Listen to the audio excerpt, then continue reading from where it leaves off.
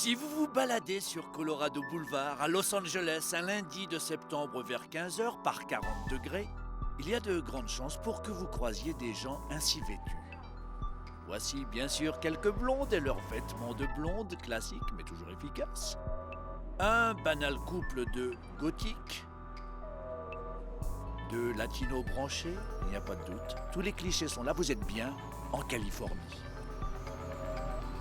Mais si vous vous asseyez à la terrasse du Café Chicano avec Sarah Schrank, historienne des cultures urbaines qui a l'habitude de décortiquer les vêtements de ses compatriotes, vous verrez qu'au-delà des apparences, il y a d'autres apparences, mais plus complexes. Prenez par exemple ce couple de jeunes gens.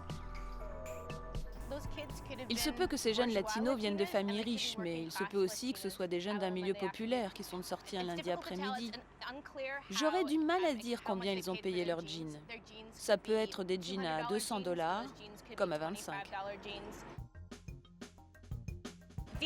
Ce groupe-là exprime la quintessence du garçon californien, typiquement américain, de la tête aux pieds.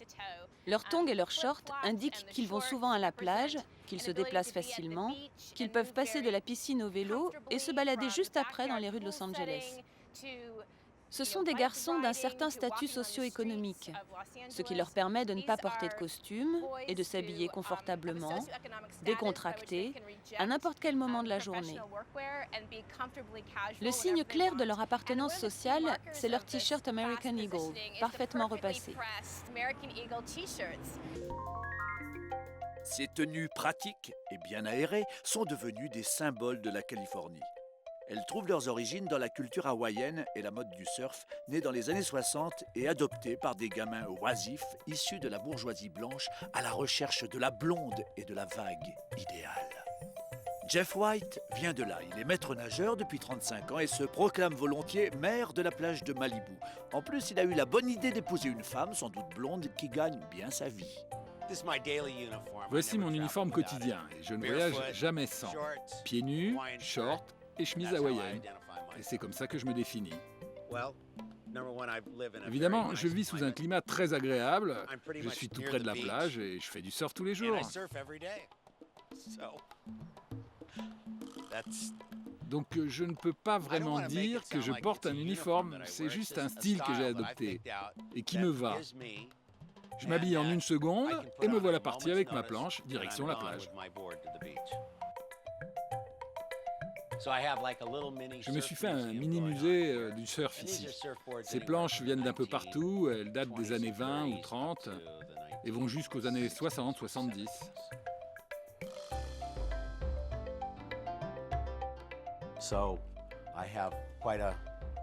J'ai une collection assez importante, non seulement de planches de surf, mais aussi de chemises hawaïennes.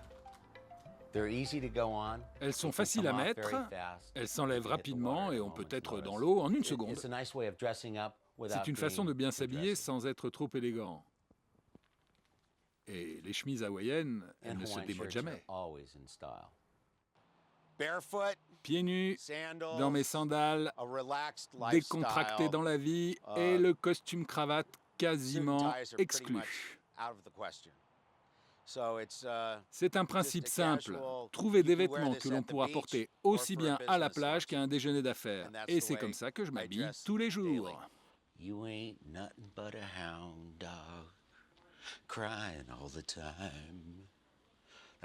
C'est mon imitation personnelle d'Elvis. Mon chien Duke ne porte pas de chaussures à la maison, et moi non plus. On laisse toujours nos chaussures à l'extérieur, et du coup, la pollution n'entre pas, ou pas autant. Ça fait partie de l'esprit Aloha.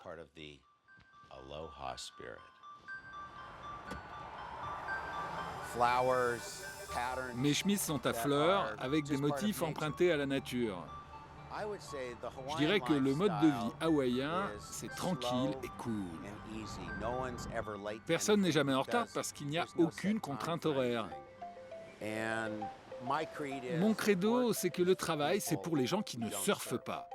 S'il y a une grosse vague qui se prépare, on peut prendre sa journée et terminer le travail le lendemain. Ailleurs, la vie continue, mais toi, tu dois profiter du moment quand il est là.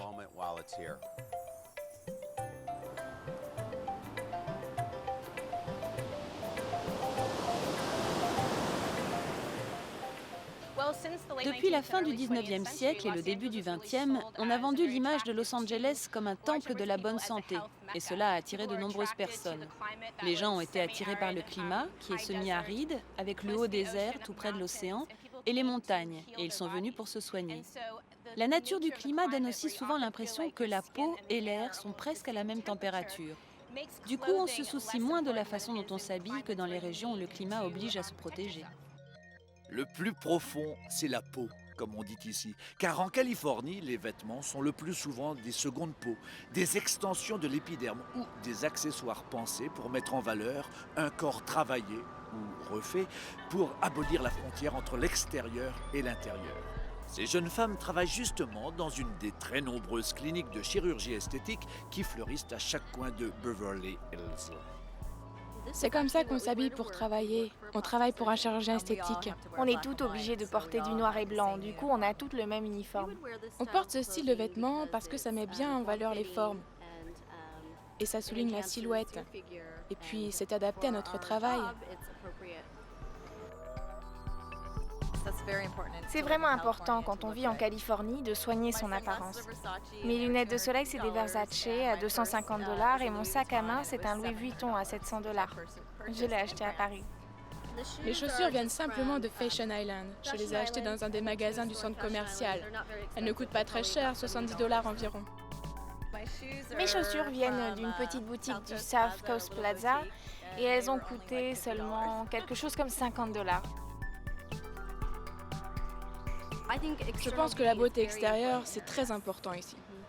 Je ne sais pas vraiment pourquoi ou comment ça se fait, mais... Je pense que c'est à cause d'Hollywood, parce que ça déteint forcément sur ce que nous sommes. Ouais, c'est peut-être parce que les gens passent à la télé et que pour être à la télé, il faut être à son top physiquement. Donc c'est comme une sorte de culture. C'est très important d'être le plus beau possible. Très important, ouais, tout le temps. Les premières impressions sont celles qui comptent le plus. Ouais, je suis d'accord.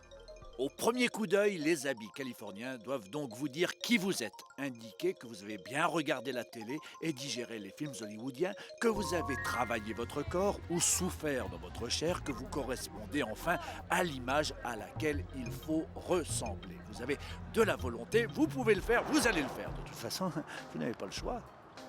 Anna Malayan travaille à la Compagnie des eaux de Los Angeles, mais sa vraie vie commence après le travail, quand elle peut passer sa tenue spéciale et enfin commencer son véritable boulot. À Los Angeles, on subit vraiment une pression quand on est célibataire et qu'on a 40 ans. Il faut être belle tout le temps et maintenir le niveau face aux célibataires qui ont 20 ou 30 ans. Parce que c'est clair qu'on recherche toute la même chose. Je porte un jogging de la marque Lululemon et un haut Nike. Mes tennis, c'est des Asics. J'aime bien porter des débardeurs quand je fais de la musculation parce que j'ai vite très chaud. C'est comme ça que j'aime m'habiller. Je pourrais porter ça toute la journée et me sentir parfaitement bien. Bien sûr, ce que vous portez, c'est ce que vous êtes, ça vous reflète. Tout ce que vous voyez, c'est moi qui l'ai fait. Rien n'est artificiel. Donc je suis vraiment moi, une personne authentique. Je pense que mon mode de vie est assez sain et je pense que ça résume assez bien mon existence. Le mode de vie californien. Vous l'aurez compris, tous les efforts d'Anna sont résolument tournés vers la recherche de l'homme. Un homme tout aussi vrai, tout ce qu'il y a de plus authentique. Ce soir encore, elle va s'habiller dans cette heureuse perspective. Celle-ci, c'est une robe d'été pour sortir le soir. Elle met bien en valeur les jambes, les bras.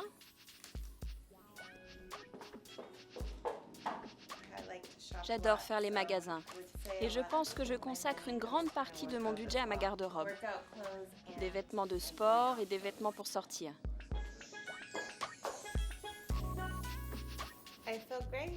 Je me sens super. Je me sens prête pour sortir, boire du vin, aller dîner. Je me sens sexy.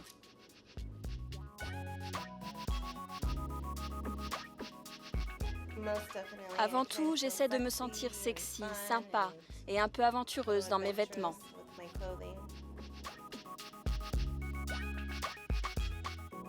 À la différence des classes moyennes, blanches et musclées, dont les vêtements sont surtout destinés à mettre le corps en valeur, la population venue d'Amérique latine, qui représente la moitié des habitants de Los Angeles, est arrivée ici avec de véritables traditions vestimentaires, une culture, voire un culte du beau vêtement.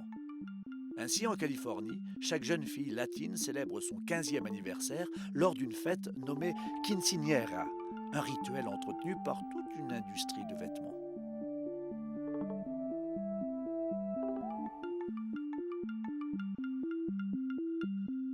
Jocelyne a 15 ans. Sa famille vient du Salvador. Accompagnée de ses demoiselles d'honneur, elle arrive du salon de coiffure et vient de recevoir sa robe, objet central de cette cérémonie de passage de la jeune fille à la femme adulte.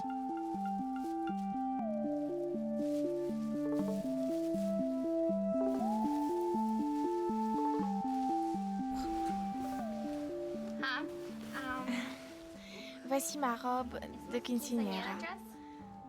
Elle coûte près de 1 000 €, ce qui est très cher, mais c'est parce qu'elle a été faite sur mesure. J'ai une marraine pour cette robe. Vous savez, c'est elle qui l'a payée. Ainsi, une bonne douzaine de parrains et marraines ont pris en charge le coût exorbitant de chaque vêtement et accessoire indispensable pour adapter cette tradition ancestrale au mode de vie californien. Ça, c'est une poupée, un souvenir que je pourrais garder plus tard, en me disant c'est la dernière poupée que j'ai eue. Ma dernière poupée de petite fille. Elle porte la même tenue que moi. La poupée coûte presque 300 $ parce que sa robe a été faite sur mesure elle aussi. Ses chaussures, je les mets tout de suite. Plus tard dans la soirée, ma marraine me les enlèvera et elle me donnera celle-là. Cela veut dire que je vais passer des chaussures de petite fille à des chaussures de vraie femme.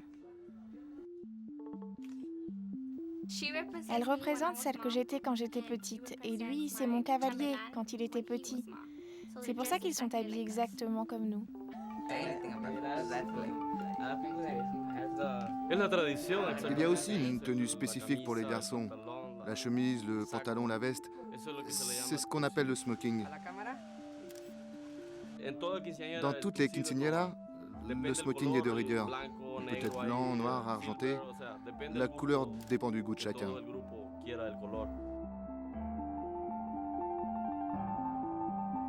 Je me sens bien, la robe est juste un peu lourde et j'ai trop chaud. Aujourd'hui, c'est ma journée. Tous les yeux sont rivés sur moi. Donc oui, je voulais ressembler à une princesse. À l'église aujourd'hui, elles sont 3 à fêter leur passage à l'âge adulte. Les filles qui fêtent leur quinceañera, elles sont toujours des robes roses, elles portent presque toutes la même chose et j'avais envie de ne pas faire pareil.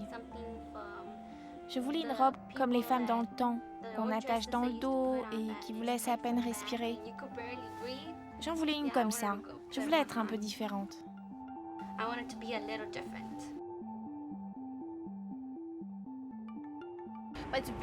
Ce qui est très intéressant, c'est que cet étalage de richesse, particulièrement de cette manière à l'américaine, se retrouve chez les familles latino alors qu'elles adoptent peu à peu la culture américaine et tentent de l'assimiler.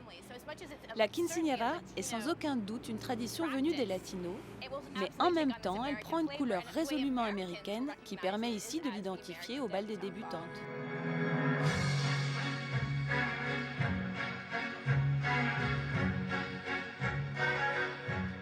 Comme de nombreux Californiens, ces adolescents qui répètent le bal du soir en habits coordonnés semblent devenus figurants dans la fiction de leur propre vie. Hollywood n'est jamais bien loin. D'ailleurs, dès le lendemain, juste un peu plus loin, dans ce quartier très défavorisé et à 99% mexicain, vous pourrez retrouver certains de nos jolis ados dans une série moins glamour. Ils ont quitté leur costume 3 pièces et remis leur tenue de gang boys. Voici Fabien. C'est un ancien membre du gang des LA Flats. Il a rejoint l'équipe des Homeboys qui s'occupe de la réinsertion des gamins passés par la prison. D'ailleurs, Fabien n'aurait pas dû montrer ses tatouages qui rappellent son passé. Et ils me disent de ne pas l'enlever. Non, ils me disent de ne pas le faire. Mais pour Fabien, le fait d'appartenir à un gang n'en reste pas moins une fierté. Une appartenance qui transcende toutes les autres, voire une histoire qui s'exprime à travers ses vêtements.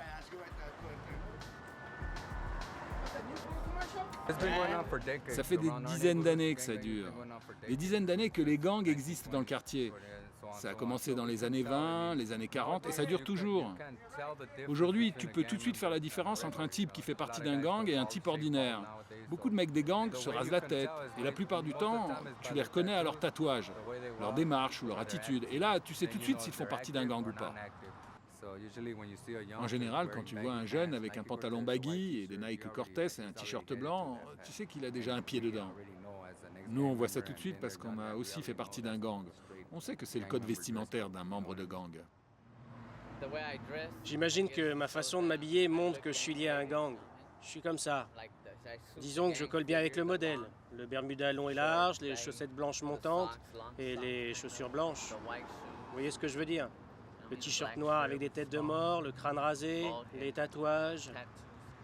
Ouais, je réponds à tous les critères d'un membre de gang. J'aime bien ce genre, vraiment. Je suis très à l'aise avec mes habits. Beaucoup de gens te regardent mal à cause de tes vêtements. Moi, j'y fais pas attention. Regardez là, c'est mes potes. Regardez la voiture de flic. Vous la voyez? Les flics me repèrent tout de suite à cause de mes fringues. Habillé comme ça, je risque plus d'être arrêté, qu'ils viennent voir ce que je fabrique, si je suis en liberté conditionnelle ou quoi. Ce look représente mon gang, ouais. J'en fais toujours partie. Souvent, les jeunes sont exclus de l'échelle sociale, parfois même exclus des espaces publics. Historiquement, Los Angeles a la réputation de n'avoir jamais eu beaucoup d'espaces publics ouverts. Et au cours des années 50, la ville a perdu tous ses transports en commun. Du coup, les jeunes définissent souvent leur espace dans la ville par leurs vêtements. Mais leur façon de s'habiller peut aussi traduire des affiliations ethniques et géographiques. Aussi important que les vêtements, les tatouages décrivent un état de service, comme un CV à fleur de peau, et indiquent, entre autres, à quel gang vous appartenez ou avez appartenu. Fabien nous montre ceux d'une autre vie. D'abord, on a mis des marcelles pour être à l'aise à la maison. Et un jour, on s'est dit, mais merde, avec ça, on pourrait laisser voir nos tatouages, sans avoir à montrer tout le reste. Ensuite, t'as juste à lui donner un peu de style. En prison aussi, ils donnent des marcelles et des joggings de base. On coupe l'élastique en bas et on fait un petit revers pour que ça fasse bien. Tout ce qu'on nous donne, on essaye de le rendre aussi classe que possible. Parce que comme je vous l'ai dit, la façon de vous présenter, vos habits, ça en dit long sur une personne. Je porte toujours mes marcelles. Vous savez, ça va rester, c'est comme un réflexe pour moi. C'est comme pour les baggy. Je les porte toujours un peu lâches, avec l'ourlet en bas et le pli. C'est pas évident de lâcher ce style. Ça fait partie de nous. Ça devient nous au fur et à mesure que l'on vieillit, parce que ces vêtements disent toujours d'où on vient. C'est dur de changer de look. On appartient à ce quartier. Ce n'est pas juste qu'on prend le style d'un gang. Alors pour montrer qu'on est sorti du gang, on transforme un peu les fringues, on les rend un peu plus formelles, un peu plus présentables, pour ne pas être identifié immédiatement comme quelqu'un qui appartient à un gang. Chacun cherche son gang. Chacun cherche une histoire pour le protéger, une série qui lui corresponde et les habits qui vont avec. À défaut de vêtements folkloriques exposés dans un musée du costume, à défaut d'une histoire commune à partager, les Californiens tentent de se rassurer en formant des groupes homogènes avec des traditions vestimentaires contraignantes. Certains, vraiment flippés, sont restés bloqués quelque part vers 1950, 51 ou 55, voire 57. En tout cas, après la guerre. Je suis passionné par les hot rods. Disons qu'en fait, je me suis passionné pour les voitures quand j'avais 9 ans. Mon oncle et ma tante m'ont emmené à des courses de hot road et j'ai jamais décroché. Il y a 15 ans à peu près, on a ouvert un club de voitures, le Burbank Shoppers, avec des amis à moi. On a commencé à retaper de vieilles voitures ensemble, et puis les voitures, les vêtements, tout ça c'est venu ensemble.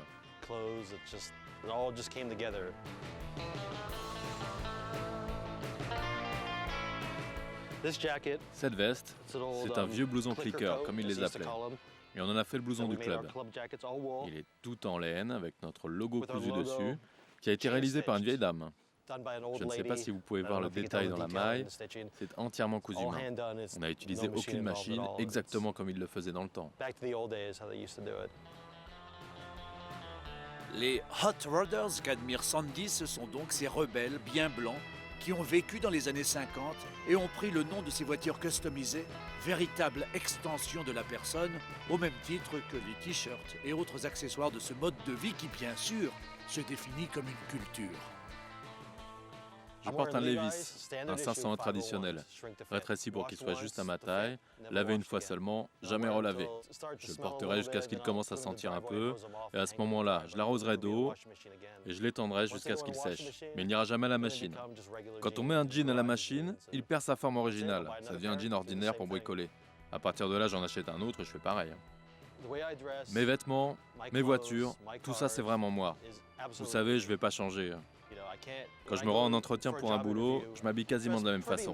Parce que je veux qu'ils voient à qui ils ont affaire, parce que tout ça, c'est moi. Pour toute une génération de gosses, surtout issus des familles blanches qui ont atteint la majorité dans les années 90, les années 50 représentent un moment plein de promesses qui a disparu avant eux. Dans les années 50, après la Deuxième Guerre mondiale, beaucoup d'hommes jeunes, issus des classes populaires, pouvaient travailler en usine toute leur vie, toucher un bon salaire, envoyer leurs enfants à l'université, acheter une maison et parfois même 2 voitures. Mais dans les années 80, au début des années 90, la Californie est entrée dans une terrible récession. Évidemment, ma marque préférée, la plus importante pour moi, c'est celle-là, Mr. California. J'adore ce style.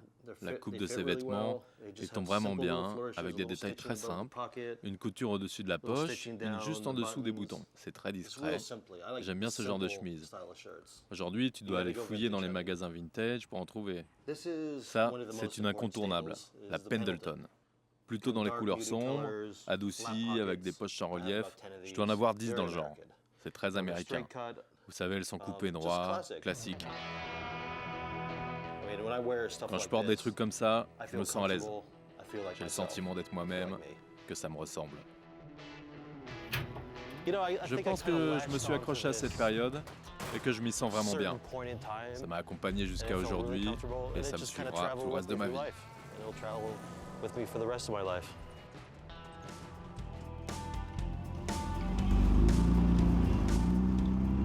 Bien plus tortueuse et complexe, la vie de Troy s'exprime aussi à travers ses vêtements qui incarnent bien les contradictions du XXIe siècle.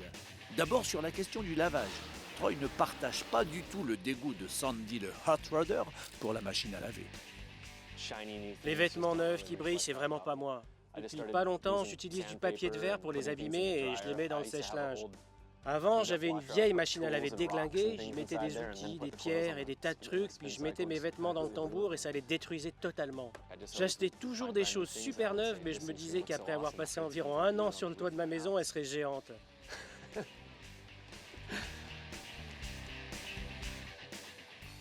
Avec mes potes, les gens que je fréquente, on a tendance à s'habiller comme les groupes qu'on aime. Les groupes indépendants de rock.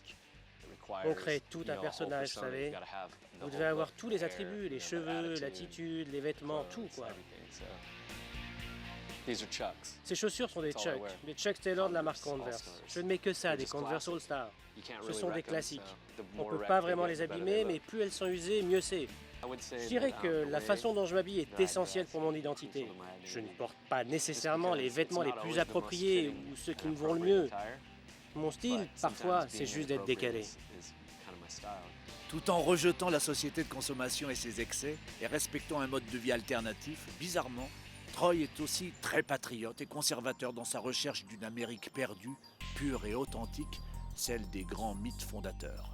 Je me suis engagé dans l'armée et je suis parti en mission pendant 4 ans. Mon grand-père et mon père étaient tous les deux dans la marine. Donc pour moi, c'était une suite logique dans mon éducation. On était pour les valeurs américaines, pour tout ce qui vient d'ici, tout ce qui est vraiment l'Amérique authentique. Je suis rentré chez moi en vétéran et vous savez, j'ai vu la guerre. Et certaines des choses pour lesquelles mon pays est si mal vu à l'étranger.